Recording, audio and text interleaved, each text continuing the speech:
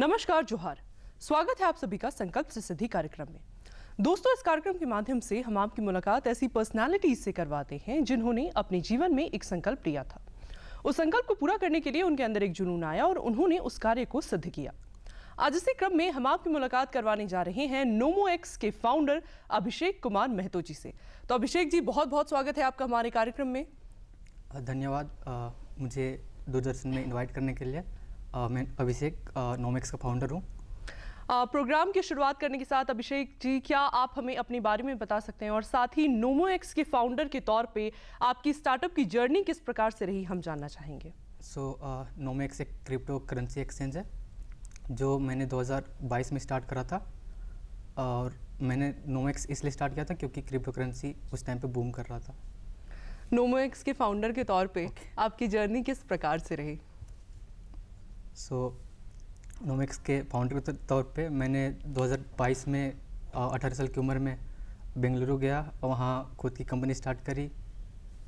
और बहुत सारे उतार चढ़ाव हुए जर्नी के बीच में। जैसे कि जब मैं बेंगलुरु गया, टीम हायर करी।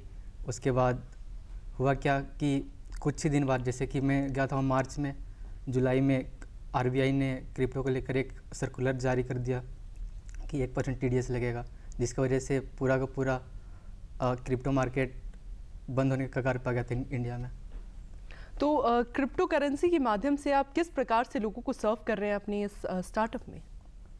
हम लोग कोई क्रिप्टो करेंसी नहीं सर्व कर रहे, हम लोग एक एक्सचेंज, एक प्लेटफॉर्म सर्व कर रहे हैं जहाँ लोग क्रिप्टो करेंसी बाय और सेल कर सकते हैं। अभिषेक जी, हम जानना चाहेंगे कि नोमोएक्स को लेकर बहुत सारे हमारे व्यूअर्स अवगत नहीं हैं, क्रिप्टो करेंसी प्लेटफॉर्म को लेकर बहुत सारे हमारे व्यूअर्स अवगत नहीं हैं।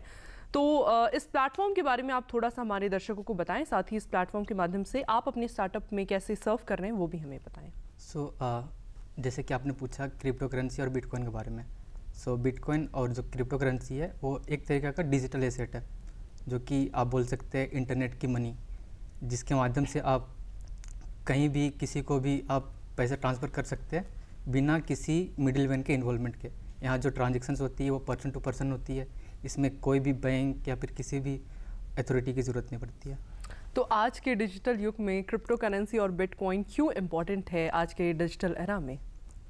आज के एरा में जहाँ की पूरी दुनिया ग्लोबलाइजेशन हो चुकी है, यहाँ एक ऐसी करेंसी चाहिए जो कि विद इन अ मिनट कहीं भी ट्रांसफ़र किया जा सकता है। अभी अगर आपको इंडिया से कहीं बाहर फॉरेक्स सेंड करना है तो आपको 3-4 दिन लगते हैं, बट सामने वाला हो सकता है कि 3-4 दिन वेट ना करे। तो मतलब किस प्रकार से फॉरेन में आप ट्रांजैक्शंस कर पा रहे हैं अपने स्टार्टअप के माध्यम से, और वो भी with in a fraction of seconds? जो क्रिप्टो करेंसी का जो टेक्नोलॉजी है वो ब्लॉकचेन टेक्नोलॉजी पे काम करती है। इसके मदद से होता क्या है कि एक पब्लिक ब्लॉकचेन होता है जिसमें ट्रांजेक्शन्स रिकॉर्ड होते हैं, और किसी ने सपोज किसी इंडिया से किसी को बिटकॉइन शेयर किया तो वो with in a second public transaction में रिकॉर्ड होके सामने वालों को क्रेडिट हो जाता है। साथ ही हम जानना चाहेंगे अभिषेक जी कि नोमोएक्स का क्या कंसेप्ट है? नोमोएक्स एक क्रिप्टो एक्सचेंज प्लेटफॉर्म है जिसमें कोई भी क्रिप्टो करेंसी बाय कर सकता है, सेल कर सकता है, होल्ड कर सकता है, क्रिप्टो करेंसी के माध्यम से पेमेंट कर सकता है, इन्वेस्टमेंट कर सकता है। नोमोएक्स आपने नाम क्यों चुना अपने स्टार्टअप के लिए? मतलब क्या स्टोरी या कंसेप्ट रहा इस नाम को चुनने के पीछे का?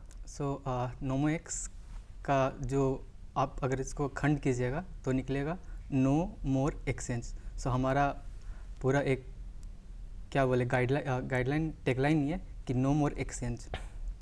नोमोएक्स स्टार्ट करने के पीछे का आपका क्या इंस्पिरेशन रहा? 2020 में मैं और मेरे मित्र अनुराग फ्रीलांसिंग कर रहे थे, जहां हम लोग देश दुनिया की बड़ी बड़ी कंपनीज़ के लिए काम कर रहे थे, कुछ स्टार्टअप्स के लिए भी काम कर रहे थे। उस टाइम पे हम लोग पेपल के जरिए पेमेंट एक्सेप्ट करते थे। इसी बीच हमें एक सज्जन मिले जो कि सिंगापुर से बैठ के हमारे से काम करा रहे थे।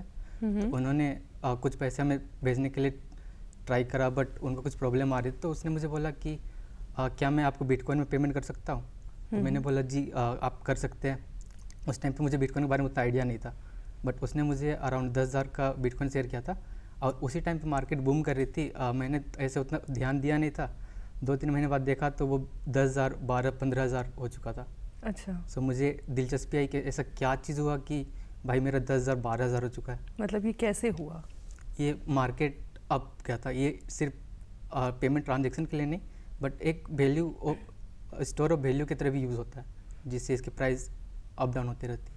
मतलब आप अगर किसी कोई भी ट्रांजैक्शन कर रहे हैं सेल परचेज की, तो उसमें अगर आप बिटकॉइंस के ज़रिए पेमेंट करते हैं और वो बिटकॉइंस आपके पास स्टोर्ड हैं, तो समय के साथ उसकी वैल्यू इंक्रीज होती चली जाएगी। जी, क्योंकि सिर्फ दुनिया में 21 लाख बिटकॉइन है और दुनिया में 800 करोड़ ज़्यादा लोग हैं।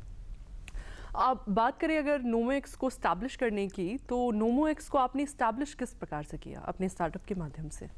2020 में जैसे कि मैंने बताया, मुझे वो ट्रांजेक्शन में दिलचस्पी आई कि आखिर क्यों हुआ। फिर उसके बाद मैंने थोड़ा रिसर्च वगैरह करा 2021 में। उस टाइम पे बहुत सारे स्टार्टअप्स के लिए मैंने काम भी किया, बेंगलुरु बेस्ड कुछ स्टार्टअप थी। फिर इसी बीच मुझे एक मेंटर मिले जिन्होंने मुझे बताया कि अगर तुम्हें टेक में इतना आइडिया है और तुम्हें क्रिप्टो के बारे में दिलचस्पी है, तो क्यों ना खुद का एक प्रोजेक्ट स्टार्ट करो। मतलब इस मेंटोरशिप जर्नी के बारे में हम थोड़ा सा और जानना चाहेंगे कि किस प्रकार की मेंटोरशिप थी आपके लिए ये, और क्या अहम रोल इसका रहा आपके स्टार्टअप फॉर्मेशन में? मैं उनके लिए 2020 से काम करता था। उनके लिए कुछ एप्स बनाई थी। वो बेंगलुरु में एक आईटी कंपनी रन करते हैं। तो उन्होंने मुझे बताया कि अगर आपको इतना दिलचस्पी आ रहा है तो खुद का एक स्टार्टअप स्टार्ट कर सकते हैं। और मैंने अपनी स्टार्टअप जर्नी 13 साल की उम्र में स्टार्ट कर दी थी, स्कूल में ही। किस प्रकार से? मैंने एक online food delivery app start किया था, जिसे मैंने हज़ारीबाग में स्टार्ट किया था और 2019 में मैंने स्टार्ट किया था और 2020 तक बहुत अच्छा चल रहा था। मैंने उसे हज़ारीबाग प्लस गिरिडीह तक स्केल करा। फिर कोरोना आ गया, जिसकी वजह से मुझे उसे बंद करना पड़ा था। फिर उसके बाद मैंने फ्रीलांसिंग स्टार्ट किया था। तो नोमोएक्स स्टार्ट करने के पीछे जो आपके मेंटोर रहे, जिन्होंने आपको मेंटोरशिप दी, कब और कैसे ये ख्याल आया कि ऐसा कोई गैप एग्जिस्टिंग है मार्केट में जिसको फिल करने की ज़रूरत है? प्रॉब्लम आइडेंटिफिकेशन आपको कब हुआ? जैसे कि मैंने बताया कि मुझे जो सिंगापुर वाले जो सज्जन व्यक्ति थे, उन्होंने मुझे क्रिप्टो ट्रांसफ़र किया था। बट उस टाइम पे मुझे दिक्कत का सामना करना पड़ा कि मैं उसको यूज़ नहीं कर सकता था। आपने वो एक्सेप्ट कैसे किया as a payment of mode, जब आपको लगा, पता ही नहीं था उसके बारे में? क्रिप्टो में सिंपल सी एक टर्म होती है क्रिप्टो वॉलेट्स, जिसे कोई भी बिना किसी रिस्ट्रिक्शन के बना सकता है वॉलेट। तो मैंने ब्लॉकचेन पे एक वॉलेट बनाया, उसका अपना वॉलेट एड्रेस शेयर करा, उसने मुझे डाल दिया था। तो मतलब इसके माध्यम से कैसे आप अपने स्टार्टअप को आगे लेकर गए? फिर जैसे कि मैंने बताया आपको कि मुझे वो दिलचस्पी थी कि आखिर ये प्राइस क्यों गया, बट मैं उसको यूज़ नहीं कर पा रहा था। मेरे 10,000 12,000 हो चुके थे, बट ऐसा कोई प्लेटफॉर्म नहीं था इंडिया में जो मेरा बिटकॉइन सेल करने में हेल्प करता उस टाइम पे। प्लस फिर उसके बाद मैंने कुछ स्टार्टअप्स, कुछ एप्स है जिन पे मैंने गया, उसमें मुझे प्रॉब्लम दिखा कि बाइंग प्राइस कुछ और चल रहा, सेलिंग प्राइस कुछ और चल रहा। फिर उसके बाद मैंने एक इंटरनेशनल क्रिप्टो एक्सचेंज पे मैंने अपना अकाउंट बनाया, वहाँ अपने क्रिप्टो ट्रांसफ़र करे। मैं देखा कि वो बहुत ही हेडेक टाइप से उसका यूआई था, जो कि एज ए इंडियन मैं समझ नहीं पा रहा था। तो उसके आगे आपने कैसे, मतलब उसको क्या किया समझने के लिए? फिर मैंने पहले तो ट्रेडिंग सीखी, ट्रेडिंग करी। फिर उसके बाद जब मुझे बहुत सारी प्रॉब्लम्स का सामना करना पड़ा, जैसे कि मुझे उस टाइम पे ट्रेडिंग करने के लिए, क्रिप्टो ट्रेडिंग करने के लिए बहुत सारे अलग अलग सब्सक्रिप्शन बाय करने पड़ते थे, जो मैं उनके प्लगइन्स के साथ एपीआई के साथ इंस्टॉल करके यूज़ करता था, जिसके लिए मुझे एक्स्ट्रा पैसे पे करने पड़ते थे। तो मुझे लगा कि मेरे जैसे हज़ारों करोड़ों लोग होंगे जिनको इसकी ज़रूरत होगी। तो आपने मतलब एक सोच आना, और एक सोच आने के बाद उस सोच को धरातल पर लेकर आना एक एस्टैब्लिशमेंट के फॉर्म में अपने आप में एक बड़ा जॉब होता है। तो आपने अपनी थॉट प्रोसेसेस के ग्राउंड लेवल इम्प्लीमेंटेशन के लिए किस प्रकार से काम करा? जैसे कि मैंने बताया कि मैं एक डेवलपर था और फ्रीलांसिंग काम करता था, तो मुझे टेक का पूरा आइडिया था कि किस तरीक़ा से एक स्टार्टअप या फिर टेक स्टार्टअप काम करता है। मतलब अपनी थॉट प्रोसेसेस को एक स्टार्टअप के फॉर्म में क्रिएट करने के लिए आपने किस प्रकार से काम किया? सबसे पहले मैंने एक फॉरेन एक्सचेंज ही थी, उनसे मैंने कांटेक्ट करा कि मैं आपका ब्रोकर सर्विस यूज़ करना चाहता हूँ, कि आप मुझे अपनी एपीआई दे सकते हैं। उन्होंने 1 महीने का वक्त लिया, प्लस मुझे अपना एपीआईज दिए बनाने के लिए। फिर मैंने APIs as a software server के बीच में जो बात करने के लिए जो मिडिल यूज़ करती है, मिडिलमैन या मिडिल सॉफ्टवेयर है। ओके। तो फिर आपने कैसे आगे प्रोसीड करा? एपीआई आपको मिली फॉरेन कंपनी की, उसके बाद? फिर उसके बाद मैं बेंगलुरु गया। फिर उसके बाद मैंने एक अपनी टीम हायर करी, जहाँ मेरे पास 8-9 लोग थे। उस टाइम पे काम करने स्टार्ट किए थे 2022 में। तो किस प्रकार से उन 8-9 लोगों की मदद से आपने स्टार्टअप को एक स्वरूप प्रदान करा? मेरे पास कुछ वेब डिज़ाइनर्स थे जिन्होंने डिज़ाइन करा प्लेटफॉर्म दिखना कैसा चाहिए, प्लस मेरे पास डेवलपर्स थे जिन्होंने अच्छे से डेवलपमेंट में मेरी हेल्प करी। मैंने उनको पूरा समझाया कि किस तरीक़े से मुझे अपना प्लेटफॉर्म चाहिए, प्लस मैंने उनको भी गाइडेंस दी क्योंकि क्रिप्टो में वो भी नए थे। तो फिर मतलब कैसे ये आपका सफ़र आगे बढ़ा और फाइनली एक स्टार्टअप के फॉर्म में इस्टेब्लिश हुआ? स्टार्टअप तो फर्स्ट डे से स्टार्ट हो जाता है, क्योंकि स्टार्टअप का मतलब ये है कि किसी चीज़ को स्टार्ट करना। वो स्टार्ट हो गया। फिर उसके बाद जब मैं बेंगलुरु गया, टीम हायर करी, फिर उसके बाद वो जो आरबीआई का सर्कुलर आया था जो मैंने बताया आपको, उसके बाद हुआ क्या ना कि हमने एक नए सिरे से शुरुआत की उस टाइम पे। फिर हमने सोचा कि सिर्फ इंडियन प्लेटफॉर्म रह के कोई फ़ायदा नहीं है, क्योंकि कोई भी एक सर्कुलर से आपका स्टार्टअप बंद किया जा सकता है। फिर हमने सोचा 1-2 महीने का टाइम लिया, वक्त लिया, फिर हमने सोचा कि ग्लोबल प्लेटफॉर्म बनाया जाए। तो आज नोमेक्स एक ग्लोबल प्लेटफॉर्म है। क्रिप्टो करेंसी जैसे कम्पिटिटिव मार्केट में और भी कई बड़ी कंपनियां हैं या अदर प्लेटफॉर्म्स हैं लाइक बाइनेंस या अदर बिग प्लेयर्स, तो इन सभी के बीच आपका स्टार्टअप एक बेहतर वे में कैसे फंक्शन कर पा रहा है? नोमेक्स में हम लोग एक ऐसा प्लेटफॉर्म बनाने की कोशिश कर रहे हैं जहां एक प्लेटफॉर्म पे आपके सारे क्रिप्टो के काम हो जाए। अभी आपको क्रिप्टो के हर एक अलग अलग कार्य के लिए अलग अलग ऐप्स डाउनलोड करने पड़ते हैं, अलग अलग आपको सॉफ्टवेयर डाउनलोड करने पड़ते हैं, वॉलेट्स डाउनलोड करने पड़ते हैं। तो हम लोगों का विचार है कि एक ऐसा प्लेटफॉर्म हो जहां आप अपने क्रिप्टो को रोज़मर्रा की चीज़ों पे यूज़ कर सकते हैं, लाइक पेमेंट्स कर सकते हैं। आप अगर ट्रेडर है तो आप ट्रेड भी कर सकते हैं सेम प्लेटफॉर्म पे।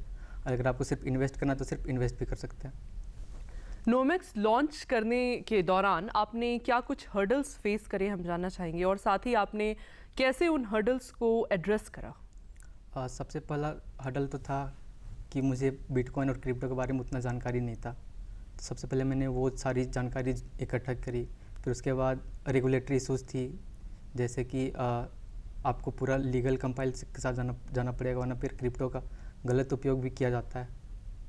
तो वो सारी चीज़ों को हमने सही करा। मतलब किस प्रकार से आपने उस पे काम करा? जो आपने चैलेंजेस फेस करी, आपको नॉलेज की कमी थी इस प्लेटफॉर्म में, तो वो नॉलेज की कमी आपने कहाँ से भरी? मैंने यूट्यूब पे ही बहुत सारे वीडियोस देखे कि एक क्रिप्टो करेंसी काम कैसे करता है, एक एक्सचेंज कैसे काम करती है, दुनिया भर में क्या क्या लॉज हैं इसको लेकर, और क्या क्या इसका फ़ायदा है और क्या क्या नुकसान है, सारी चीज़ों को हमने रिसर्च करा। तो जो आप रेगुलेशंस को फेस कर रहे थे, रेगुलेटरी चेंजेस को फेस कर रहे थे, उनको आपने किस प्रकार से एड्रेस किया?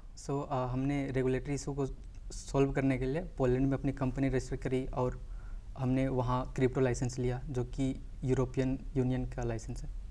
तो जो रेगुलेटरी इन्वॉल्वमेंट्स आप फेस कर रहे थे, उसके लिए आपने पोलैंड में अपनी कंपनी रजिस्टर करी, उसको आप इंडिया में स्मूथ फंक्शन करा पा रहे हैं या अदर कंट्रीज़ में स्मूथ फंक्शन करा पा रहे हैं? जी, हमारी जो टारगेट ऑडियंस है वो ग्लोबल है, और अभी राइट नाउ हमारे most of the users Europe से हैं, प्लस आपके साउथ ईस्ट एशिया से हैं। इंडिया से 25% यूज़र बेस है हमारी। जो भी रेगुलेटरी इन्वायरमेंटल इश्यूज आप फेस कर रहे थे अलग अलग जगहों पे, उन रेगुलेटरी इन्वायरमेंटल इश्यूज ने आपके स्टार्टअप को किस प्रकार से अफेक्ट किया, हम ये भी जानना चाहेंगे। जी, अगर आपके पास लाइसेंस नहीं है और अगर आप सही ढंग से काम नहीं कर पा रहे तो आपके पास बैंक अकाउंट भी नहीं हो पाएंगे, क्योंकि क्रिप्टो एक ऐसा स्पेस है जो कि अभी बहुत ज़्यादा लोगों ने रिसर्च नहीं करा इसके बारे में। तो बैंक्स भी अच्छे से काम नहीं करता आपके साथ अगर आपके पास लाइसेंस वगैरह नहीं है तो अगर आपके पास बैंक अकाउंट ही नहीं है तो आप एज स्टार्टअप अच्छे से काम ही नहीं कर पाइएगा। तो आपने क्रिप्टो का लाइसेंस लेने के लिए कहाँ अप्लाई करा, किस प्रकार से आपने इसको इनिशिएट किया इन अ प्रॉपर वे? मेरे एक डायरेक्टर जो कि यूके में ही उस टाइम पे रह रहे थे, मैंने उनको बोला कि आप पोलैंड में कंपनी रजिस्टर कीजिए प्लस लाइसेंस के लिए अप्लाई कीजिए। तो फिर उसके बाद लाइसेंस अप्लाई होने के बाद आपने कैसे इसको स्मूथ फंक्शन कराना स्टार्ट करा अपने स्टार्टअप में? हमने लाइसेंस 2023 में अप्लाई किया था, जिसे आने में 4-5 महीने लग गए थे, क्योंकि वो लोग सारी वेरिफिकेशन कर रहे थे, लाइक लोग कौन है, प्लस कहाँ से हैं, प्लस उनका टेक कैसा है, अच्छा है नहीं है। और हमें लाइसेंस इशू हुआ था 2023 के अगस्त में। इन रेगुलेटरी इश्यूज को कंप्लाई करने के लिए आपकी तरफ से क्या मेजर्स लिए गए? हमने अपने प्लेटफॉर्म पे यूज़र का KYC कराने स्टार्ट करा, प्लस अगर कोई भी ट्रांजेक्शन हमें सस्पिशियस लगता है तो हम लोग उसको ट्रैक करते हैं कि सही जगह पे ट्रांजेक्शन हो रहा नहीं हो रहा, कोई गलत उपयोग ना कर रहा हो क्रिप्टो करेंसी का। प्लस हम लोग एंटी मनी लॉन्ड्रिंग के सारे चीज़ों को अप्लाई कर अपने प्लेटफॉर्म पे, ताकि कोई भी मनी लॉन्ड्रिंग ना हो सके। फंडिंग किसी भी स्टार्टअप का एक क्रूशियल हिस्सा होती है, तो क्या आप हमसे साझा कर सकते हैं कि आपके स्टार्टअप को किस प्रकार से फंडिंग मिली और किस प्रकार से आपका अप्रोच रहा एक सिक्योर फंडिंग को लेने के लिए स्टार्टअप के लिए? हाँ, जैसे कि आपने बोला कि एक स्टार्टअप के लिए बहुत ही इम्पोर्टेंट होता है फंडिंग, क्योंकि पैसे के बिना लोग भी काम नहीं करते एक समय के बाद। तो हमने अपना स्टार्टअप में फंडिंग लेने के लिए मैं और मेरे मित्र अनुराग ने बहुत सारे इन्वेस्टर्स को अप्रोच करा, बट क्योंकि हम लोग एक न्यू स्पेस में काम कर रहे हैं जो कि Web3 क्रिप्टो है, तो बहुत सारे इन्वेस्टर्स को तो समझ ही नहीं आ रहा था कि ये लोग कर भी क्या रहे हैं। प्लस बहुत सारे लोगों ने बोला कि आपके पास ये इशू हो सकती है। प्लस जैसे कि मैंने बताया कि मैं अभी 18 साल का था उस टाइम पे जब मैंने स्टार्ट करी थी, तो वो भी एक प्रॉब्लम था। फिर उसके बाद 2023 में मैंने ग्लोबल स्टार्टअप समिट में पार्ट लिया और वहाँ का विजेता बना, जिसमें बहुत सारे बड़े बड़े इन्वेस्टर्स आए हुए थे। उन्होंने मुझे देखा कि मैं कैसे बड़े बड़े IIT वाले स्टार्टअप्स के खिलाफ अपनी विनिंग हासिल करी, तो उनको मेरे ऊपर थोड़ा सा ट्रस्ट हुआ। प्लस उसी स्टार्टअप कंपटीशन में एक इन्वेस्टर आए हुए थे जिन्होंने मुझे गाइडेंस करी प्लस फंडिंग में हेल्प करी। कितनी तक की फंडिंग इन्वेस्टमेंट्स के माध्यम से अभी तक आपके स्टार्टअप में रेस हो चुकी है? हमने अभी तक $2 मिलियन की फंडिंग सिक्योर करी है। तो वो इन्वेस्टर्स मतलब कंट्री के हैं या कंट्री के बाहर के हैं? इंडिया के ही हैं, बेंगलुरु से ही। Okay. Abhishek ji, Nomex start करने से लेकर अभी तक क्या कुछ आपने अचीवमेंट्स या की अचीवमेंट्स आपने हासिल करे हैं? सबसे पहले तो हमने एक अच्छा फंडिंग राउंड रेज करा। हमारी जो कम्युनिटी है अभी 25,000 लोगों से ज़्यादा की हो चुकी है। प्लस हमने अपना खुद का ऐप लॉन्च करा। अभी आने वाले कुछ हफ्ते में हम लोग अपना प्रो वर्जन लॉन्च करने जा रहे हैं। प्लस मैं प्राउड फील करता हूँ कि हमारे साथ ऐसे ऐसे लोग काम कर रहे हैं अभी जो कि बिटकॉइन की दुनिया में 2011 में जुड़े थे। कुछ लोग ऐसे भी जैसे कि डाविंची जेरेमी जो हमारे साथ काम कर रहे हैं, वो 2011 में लोगों को $1 की प्राइस पे बिटकॉइन खरीदने के लिए बोला था। आज बिटकॉइन $70,000 का है, तो वो भी हमारे लिए एक अचीवमेंट की तरह ही हुआ। मतलब 2011 में जो बिटकॉइन आपने ₹1,000 का खरीदा था वो अभी 70,000 का है? नहीं, कहना चाह रहे हैं? 2011 में एक व्यक्ति हैं डाविंची जेरेमी नाम के, उन्होंने $1 जो कि ₹80 की होती है, उन्होंने ₹80 का एक बिटकॉइन खरीदा था और आज एक बिटकॉइन का कीमत लगभग 70 लाख रुपये। अभिषेक जी, आपने अपनी स्टार्टअप जर्नी के दौरान नोमोएक्स ऐप की चर्चा करी, जिसमें आपने नोमोएक्स ऐप लॉन्च करा, नोमोएक्स ऐप का प्रो वर्जन भी लॉन्च करा। तो हम जानना चाहेंगे कि ये ऐप आपने किस प्रकार से लॉन्च करा और किस तरह से ये लोगों के लिए सहायक सिद्ध हो रहा है? हमने जो नोमेक्स है उसे 2 सेगमेंट में डिवाइड करा हुआ है, एक नोमेक्स स्मार्ट और एक नोमेक्स प्रो। जो नोमेक्स स्मार्ट है वो आम लोगों के लिए जिन्हें सिर्फ बिटकॉइन या फिर क्रिप्टो बाय करना है, होल्ड करना है और उसको डेली लाइफ में यूज़ करना है। हमने एक नोमोएक्स स्मार्ट के अंदर एक फीचर तैयार करा है जो लॉन्च नहीं हुआ अभी तक, उसका नाम है नोमो पे, जिसमें आप क्रिप्टो के माध्यम से दुनिया में किसी को पेमेंट कर सकते हैं। ना सिर्फ किसी सामने वाले को सिर्फ क्रिप्टो पे पैसे मिलेंगे, बट वो जिस भी करेंसी को चाहता है उसे वो उस करेंसी में मिलेंगे। जैसे कि सपोज़ कीजिए आपने मुझे बिटकॉइन पे करा, बट मुझे बिटकॉइन नहीं चाहिए, मुझे सिर्फ रुपीज़ चाहिए या फिर डॉलर्स चाहिए, चाहे डॉलर चाहिए, तो वो मुझे डॉलर्स पे मिलेंगे। और जो हमारा स्मार्ट वर्जन है, प्रो वर्जन है, वो पूरा ट्रेडर्स के लिए हमने बनाया, जिसमें हमने AI trading, copy trading, futures trading, margins, leverage trading, सब चीज़ उसमें हमने इंक्लूड करा है। तो पहला जो आपने नोमो पे के बारे में बताया, ये नोमो पे प्लेटफॉर्म किस प्रकार से स्मूथ ऑपरेट हो पा रहा है आपके स्टार्टअप में? अभी तक हमने लॉन्च नहीं किया है, बट ट्रायल करा है कि किस तरीके से एक ट्रांजेक्शन होगा। जिसमें होता क्या है कि जब भी आपने किसी को पेमेंट करा, उसकी जो सेटिंग्स है कि उसको जिस भी करेंसी में पैसे प्राप्त करने हैं, आपका रियल टाइम कन्वर्जन हो जाता है उस करेंसी में और सामने वालों को सेटलमेंट हो जाती है। तो क्या इसमें बैंक्स भी इन्वॉल्व रहते हैं? बैंकिंग इन्वॉल्व क्रिप्टो ट्रांजेक्शन्स में नहीं है, बट हाँ आपके जो क्रिप्टो टू फिएट सेटलमेंट में है। क्रिप्टो टू फिएट जो कि आम करेंसी होती है। तो ये सेटलमेंट किस प्रकार से हो पाता है? लाइक क्रिप्टो करेंसी से उस देश के करेंसी में तब्दील होना, ये किस प्लेटफॉर्म के माध्यम से हो पा रहा है? हमने बहुत सारी इंटरनेशनल वॉलेट्स एंड बैंकिंग से पार्टनरशिप रखी है अपनी, इंटरनेशनल बैंकिंग से, जिससे ये स्मूथली ऑपरेट हो पाता है। मतलब किस प्रकार की पार्टनरशिप? जैसे कि हम लोग उनको क्रिप्टो देंगे और वो सेम टाइम पे हमारे यूज़र को जो रुपीज़ है वो सेटल कर देगा। तो फिर जो इससे भी currency है, इंटरनेशनल बैंक्स को किस प्रकार से फ़ायदा हो पा रहा है? उनके लिए यूज़र बेस मिल रहा, एक ट्रांजेक्शन मिल रही है, उनको फ़ी मिल रही है। ट्रांजैक्शन फ़ी मिल रही है। जी। अभिषेक जी, स्टार्टअप को स्टार्ट करने के बाद क्या कुछ लोगों के व्यू पॉइंट चैलेंजेस को भी आपने फेस करा, इससे पहले कि लोग आपके स्टार्टअप को रिकॉग्नाइज कर पाएँ और उसे एक्सेप्ट कर पाएँ यूज़ करने के लिए? जी, क्रिप्टो पे ये अभी भी पूरी इंडस्ट्री पे एक सवाल है कि ये कहाँ तक जाएगा, क्या होगी इसके लिए। क्रिप्टो को लेकर कुछ लोग पॉजिटिव रहते हैं कि जैसे ये इंटरनेट का मनी है, आने वाला समय का पैसा है। कुछ लोग नेगेटिव भी रहते हैं कि यार क्रिप्टो है, बस अप डाउन चलते रहता है, यहाँ लोग सिर्फ लालच के लिए जुड़े हुए हैं। सो ये चीज़ भी थी। प्लस रहा बात मेरी एज ए एंटरप्रेन्योर की, तो उसमें बहुत लोगों को सवाल नहीं रहा, क्योंकि मैंने अपनी जर्नी 13 साल की उम्र में स्टार्ट किया था। एक छोटे से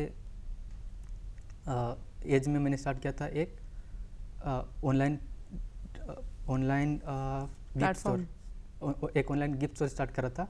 जो कि मैंने 2017 में स्टार्ट किया था, और मैं और मेरे मित्र अनुराग उसमें ऑनलाइन गिफ्ट सेल किया करते थे, जिसका नाम था, मैंने अपने शहर के नाम पर रखा था खूंटी मार्ट। ओके।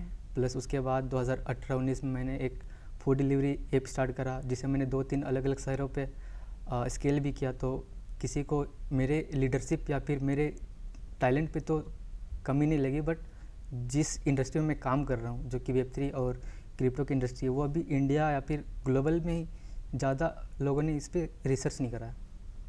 तो जो भी व्यू पॉइंट चैलेंजेस लोगों के आपको फेस हुए, उन व्यू पॉइंट चैलेंजेस को आपने कैसे एड्रेस किया, कैसे ओवरकम करा? मैंने उनको बताया कि एक्चुअल में क्रिप्टो करेंसी कैसे काम करती है। उनका जो व्यू पॉइंट नेगेटिव था उसको मैंने पहले पॉजिटिव में चेंज करा, लोगों को समझाया।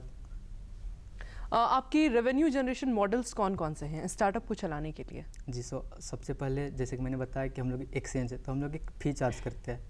हर एक ट्रांजेक्शन जो भी हमारे प्लेटफॉर्म के ऊपर होती है, उसमें से 0.1% का एक छोटा सा फ़ी हम लोग चार्ज करते हैं, वो ट्रांजेक्शन सेटल कराने के लिए। प्लस हमारे यहाँ अगर किसी क्रिप्टो को लिस्ट करना है तो हम लोग लिस्टिंग फ़ी भी चार्ज करते हैं। प्लस पेमेंट्स के लिए जैसे कि नोमो पे है, उसमें रिचार्जेस वगैरह भी है, सो हमें कमीशन मिल जाती है। क्रिप्टो लिस्ट करना है फॉर बाइंग और सेलिंग पर्पस? नहीं, अगर कोई क्रिप्टो प्रोजेक्ट है जिन्हें अपने आप को लोगों तक पहुंचाना है, क्योंकि आपको क्रिप्टो बाय करने के लिए किसी न किसी एक एक्सचेंज या प्लेटफॉर्म पे जाना पड़ेगा। तो हम लोग प्रोजेक्ट्स को अपने प्लेटफॉर्म पे एक जगह प्रोवाइड करते हैं कि आप हमारे यहाँ लिस्ट करो और आपके यूज़र्स बाय सेल कर सकते हैं। अभिषेक जी, फिलहाल में कितने लोग आपके स्टार्टअप से डायरेक्टली या इनडायरेक्टली जुड़े हुए हैं रोजगार के लिए, जिनको आपके स्टार्टअप के माध्यम से एक अर्निंग मिल पा रही है? डायरेक्टली रूप से मेरे पास 18 एम्प्लॉयज़ हैं, और इनडायरेक्टली हमारे पास 10-12 फ्रीलांसर जो साथ में काम करते हैं। ये ग्लोबली है या पैन इंडिया है? ग्लोबली। जो भी लोग आपके साथ जुड़े हुए हैं उनके साथ आपका रेवेन्यू शेयरिंग मॉडल किस प्रकार से हो रहा है? हमारे यहाँ रेवेन्यू शेयरिंग मॉडल नहीं है ये, क्योंकि हमने इन्वेस्टर से पैसा लिया, तो सिर्फ इन्वेस्टर के लिए हम लोग लाइबल है कि आपसे शेयर करना है कि स्टेक देना है। कोई संदेश जो आप अंत में संक्षेप में देना चाहेंगे न्यू स्टार्टअप्स के लिए? सबसे पहला मैं बोलना चाहूँगा कि आपके पास जो भी रिसोर्सेस है उसका सही से इस्तेमाल करें, और सिर्फ आइडिया पे ना रुके रहें। सिर्फ अगर आप आइडिया पे रुके रहेंगे ये सोच के कि आपका आइडिया कोई कॉपी कर लेगा, वो आइडिया कुछ नहीं होता। आपका जो एग्जीक्यूशन है, आप उसको किस तरीक़े से स्टार्ट करते हैं, किस तरीके से उसके ऊपर काम करते हैं, वो चीज़ आपके स्टार्टअप को यूनिक बनाती है, ना कि सिर्फ एक आइडिया। अभिषेक जी, आप हमारे कार्यक्रम में आए और आपने हमारे दर्शकों को इतनी विशेष जानकारियाँ दी, इसके लिए आपका बहुत बहुत धन्यवाद, आभार। अगले कार्यक्रम में आपसे फिर मुलाकात होगी ऐसे ही किसी नए व्यक्तित्व के साथ। तब तक के लिए हमें और हमारी पूरी टीम को दीजिए इजाज़त। नमस्कार, जोहार।